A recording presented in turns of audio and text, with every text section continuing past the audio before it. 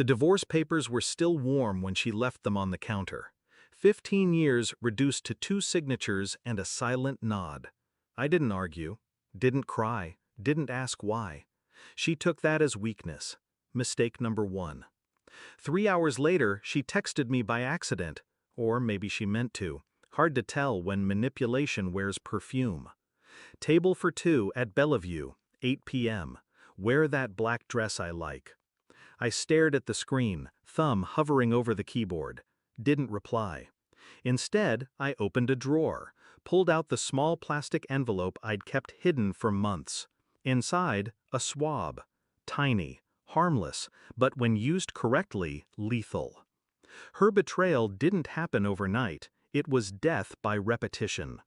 Cold glances, missed calls, silent phones that buzzed too often in the bathroom. She said she was tired, said I was distant, said I didn't make her feel seen anymore. But she always smiled in photos, always posted #blessedwife under fake sunsets and fake laughter. I started noticing things: the password change on her phone, the receipts with only one entree, our son's crooked smile that didn't match mine at all. I told myself I was being paranoid, until I caught them. Together. In a photo. Posted by the restaurant itself. Her, leaning across a table, holding hands with a man in a gray suit. Our favorite table, the corner one by the window. She thought she'd taken everything. The house, the cars, the illusion. But she left me the one thing I needed. Doubt. And that's all it took. I took our son to the clinic 2 days later, said it was a routine checkup. The nurse smiled when she handed me the test kit. It felt heavier than it should have. I didn't rush the results, didn't pace, didn't panic. Instead, I observed, quietly, coldly. I watched how she lit up when his name flashed on her phone, how she shut the door to take the call, how her laughter sounded different now, higher, hollow.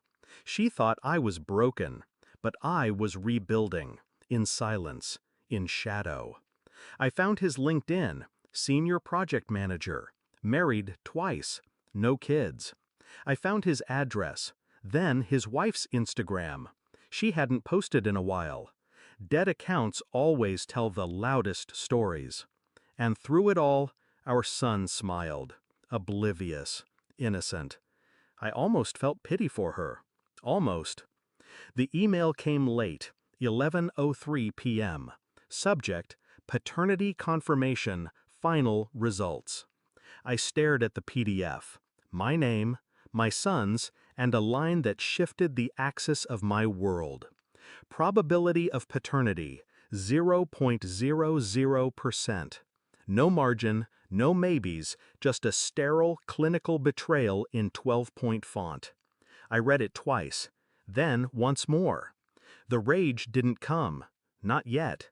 Only the stillness, the kind you feel before a storm, the kind that rewires a man.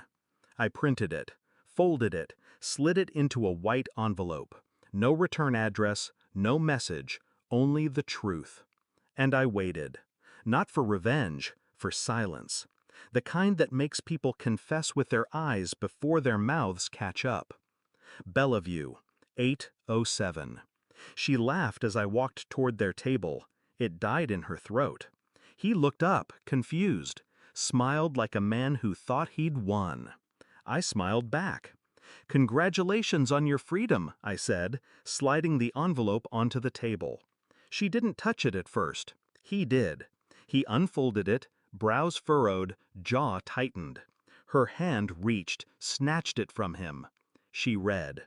And I watched her face fall apart in stages.